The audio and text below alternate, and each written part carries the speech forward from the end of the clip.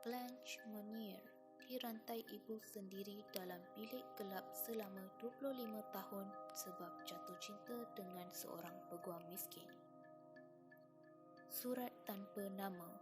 Pada Mei tahun 1901, Peguam Negara Paris telah menerima sepucuk surat mengatakan keluarga terkenal di bandar tersebut telah menyimpan satu rahsia hitam.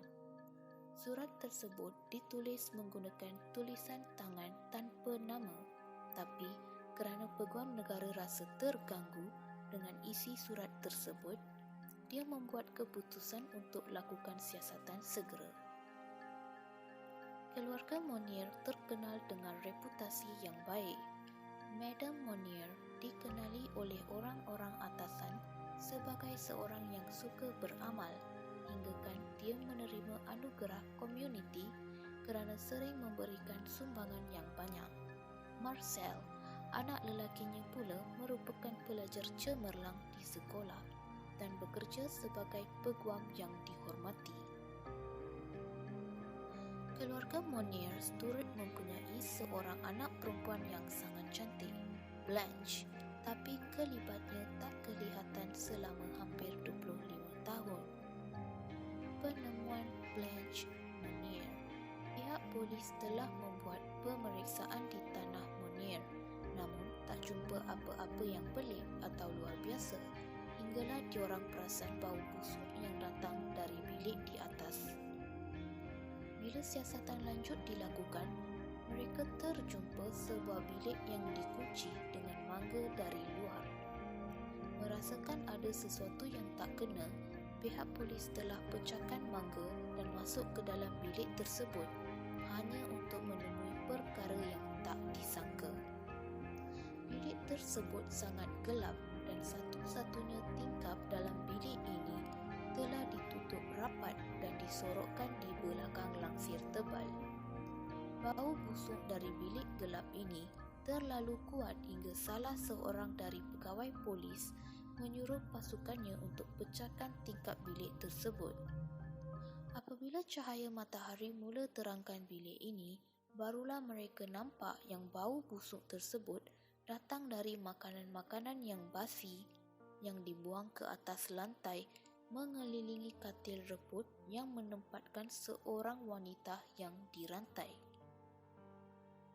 Kalau korang nak tahu, cahaya matahari yang masuk ke dalam bilik itu masa polis pecahkan tingkap merupakan cahaya pertama yang Blanche Monnier lihat selepas lebih 2 dekad. Dia telah disimpan dalam bilik tersebut dalam keadaan bogel dan dirantai di atas katil sejak misteri kehilangannya 25 tahun yang lalu. Ketika ditemui, wanita ini dipenuhi dengan kutu dan najisnya sendiri kerana tidak boleh bangun untuk buang air. Betapa teruknya keadaan bilik ini, polis hanya mampu bertahan selama beberapa minit sahaja sebelum keluar untuk menghirup udara segar. Wanita malang ini kemudiannya dikejarkan ke hospital sementara ibu dan abangnya telah ditahan. Laporan dari hospital mengatakan walaupun wanita ini sudah dikurung selama 25 tahun dan ditemui dalam keadaan tidak bermaya dan hanya mempunyai berat sebanyak 24 kg, pemikiran wanita ini masih baik dan dia sempat memberitahu yang dia gembira dapat hirup udara segar semula. Dikurung kerana jatuh cinta. Perlahan-lahan, Blanche mula menceritakan apa yang berlaku. Menurutnya, 25 tahun yang lalu, dia telah jatuh cinta dengan seorang lelaki. Namun, malangnya lelaki tersebut bukanlah lelaki muda, kaya dan datang dari keluarga ternama, malah seorang peguam yang lebih tua dan miskin. Walaupun ibunya berkeras menyuruh dia memilih pasangan yang setaraf, Blanche tetap berkeras dengan keputusannya. Kerana marah, Madame Monnier membuat keputusan untuk mengurung anaknya dalam bilik berkunci hingga anaknya rela ikut kemahuannya. Namun, tahun demi tahun, Blanche tetap tidak mengalah. Walaupun selepas cinta artinya meninggal, dia tetap dikurung di dalam bilik ditemani tikus dan kutu. Selama 25 tahun, tidak ada seorang pun orang gaji mahupun abangnya sanggup untuk membantu Blanche. Bila disoal, mereka hanya menjawab mereka tidak berani melawan Madame Monier. Sehingga hari ini, penulis surat yang membebaskan Blanche ini masih tidak diketahui. Namun, kabar angin mengatakan salah seorang pekerja di rumah tersebut telah memberitahu rahsia ini kepada teman lelaki Blanche.